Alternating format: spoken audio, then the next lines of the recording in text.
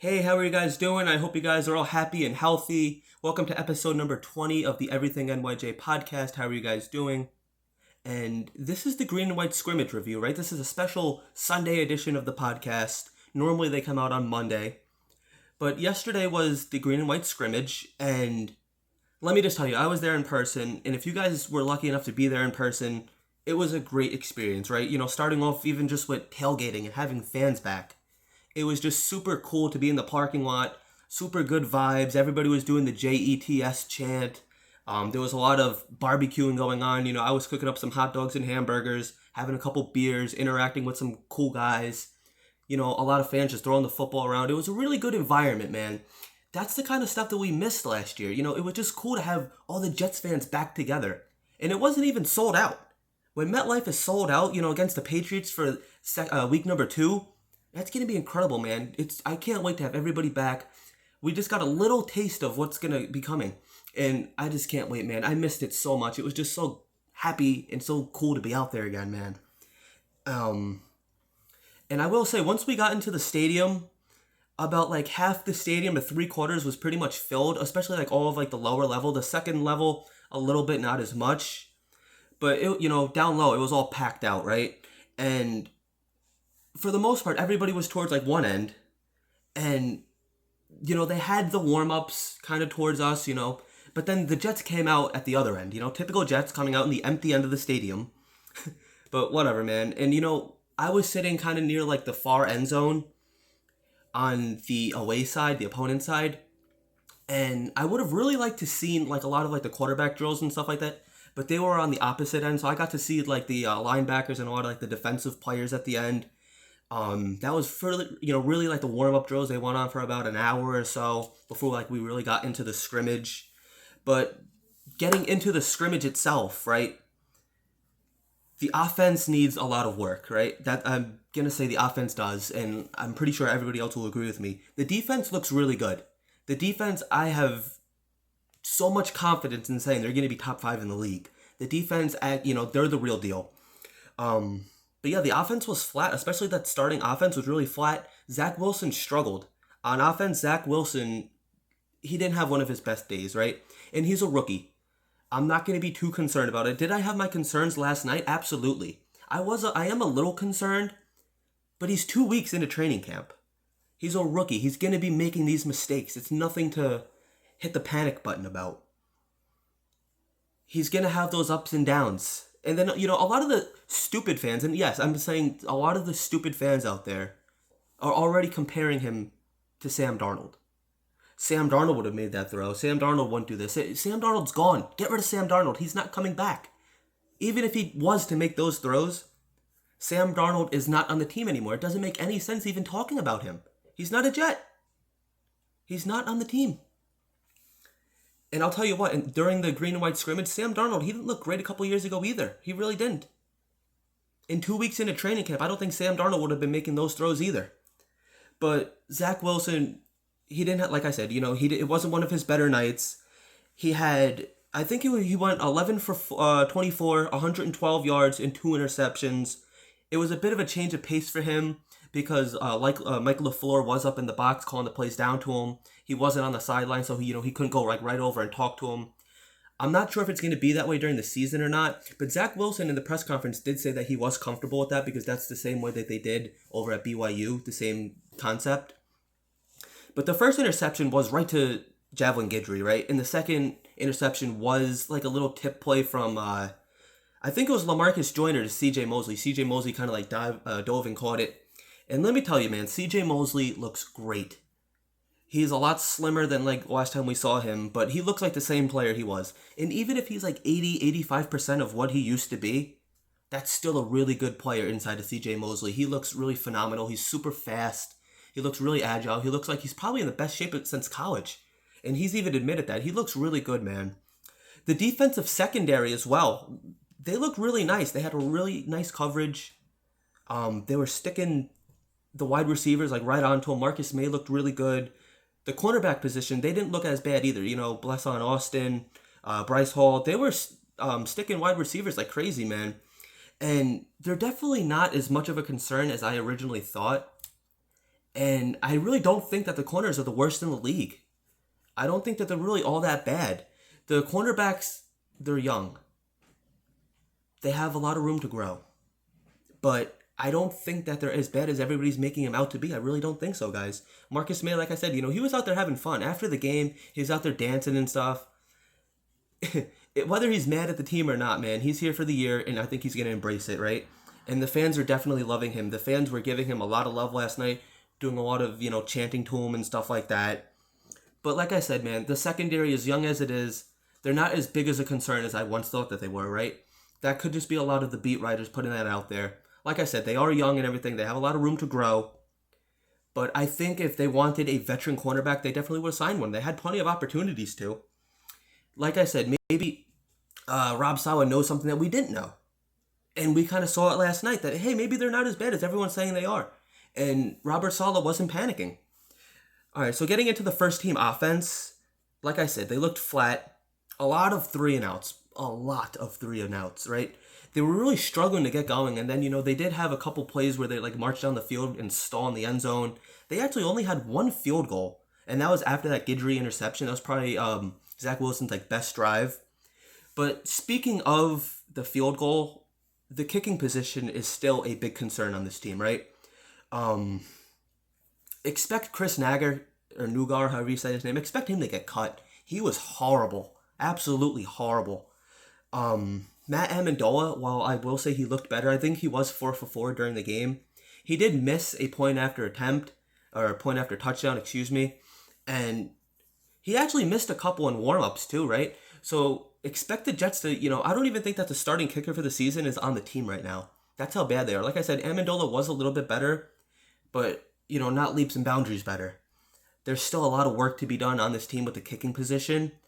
And a lot of them, they're going far left, far right. They weren't even close. One of them did hit the goalpost, but a lot of them were going right into the stands. A lot of them were going over the net and stuff, which obviously that's still good.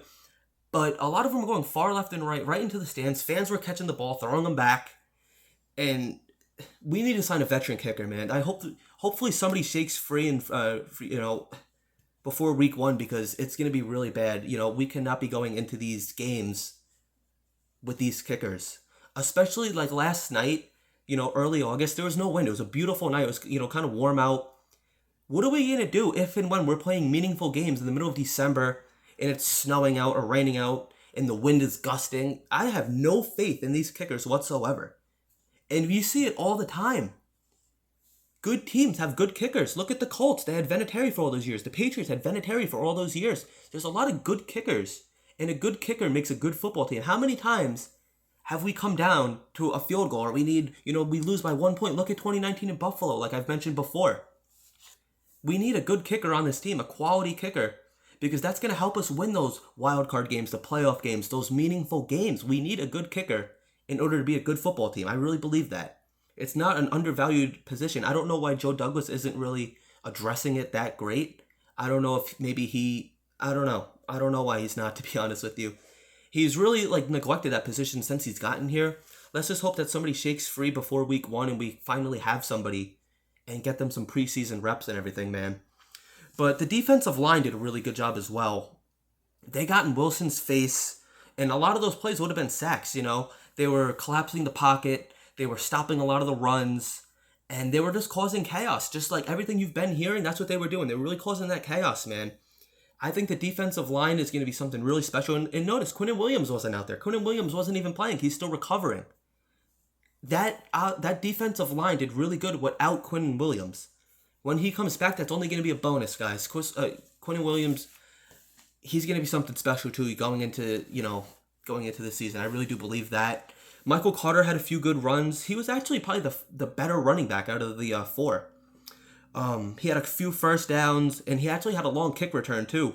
A long receiving touchdown with the second team. I believe that was Mike White that threw that pass to him.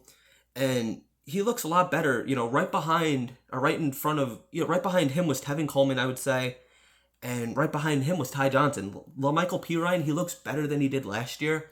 I still don't think that he's going to be getting really any starting reps. But Ty Johnson actually had a few, he didn't look bad. He looked decent. He had a nice sideline catch. But, Michael Carter, man, I think he's going to be something special. I really think that he's going to be RB1 going into week 1. Tevin Coleman, he looked pretty good, but I just think that Michael Carter was a little bit better than him. That's definitely something to keep watching, as training camp rolls on and during the preseason. See who gets more of those reps in the preseason. But getting into the wide receivers, let me tell you, man, I'm drinking the Kool-Aid on Elijah Moore. I'm believing in all the hype. Elijah Moore looks really good. He's really fast. He has those crisp routes. And he had a few punt returns, too. The guy's just lightning fast. Zach Wilson was looking to him on a lot of third downs. And that's a very good sign that he's gonna be here for the next couple years. Hopefully he'll be a jet for life. We've heard that before.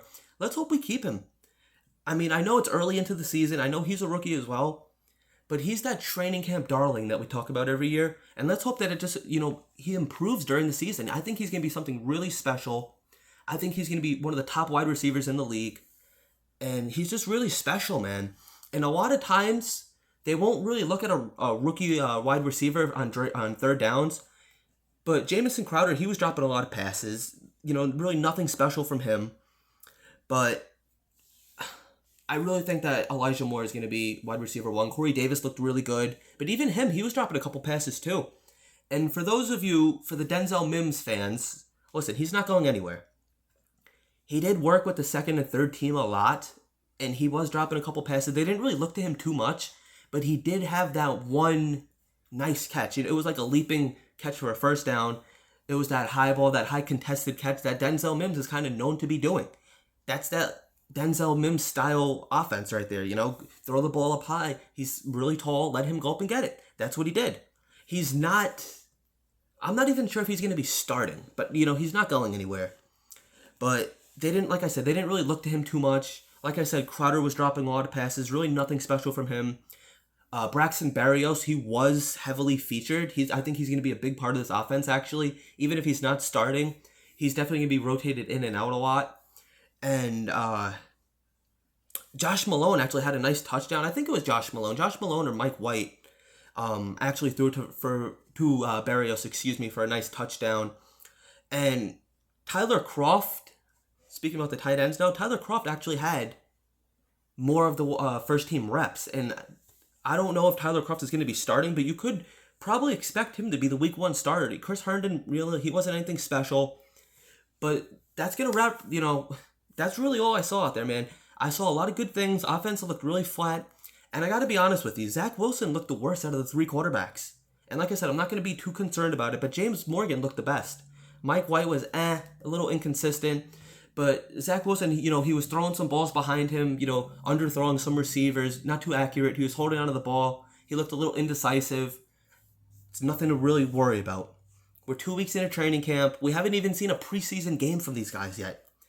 That's going to be a big telling sign. What are the quarterbacks going to be looking like during preseason games? That's about it, man. I'm going to wrap it up. Like I said, man, it was a great environment. I'm really hoping that we get to do more preseason games, going out there and stuff like that. And let me tell you, man, I can't wait for the regular season, right? I'm just so happy to see all these fans back in the stadium. It was nice to see everybody. It was a cool fireworks show after, if you guys were there in person. It was cool interacting with you guys, meeting some of you guys yesterday. I really enjoyed it. And I'm not putting too much stock. It was a green and white scrimmage. It was a practice scrimmage. There was no live tackling. I'm just not too concerned about it. I saw what I saw. You saw some of the young guys. You want to see them getting better. You want to see them improving as the season goes on. And that's about it, man. Thank you guys for watching. If you like the video, please give it a thumbs up. Please subscribe to my channel at EverythingNYJ. Go follow me on Twitter at EverythingNYJ. I'll follow you back. Hit me up. We could talk some football, talk some Jets. Maybe we'll get to meet up during the season. Like I said, man, thank you for watching. And as always, go Jets.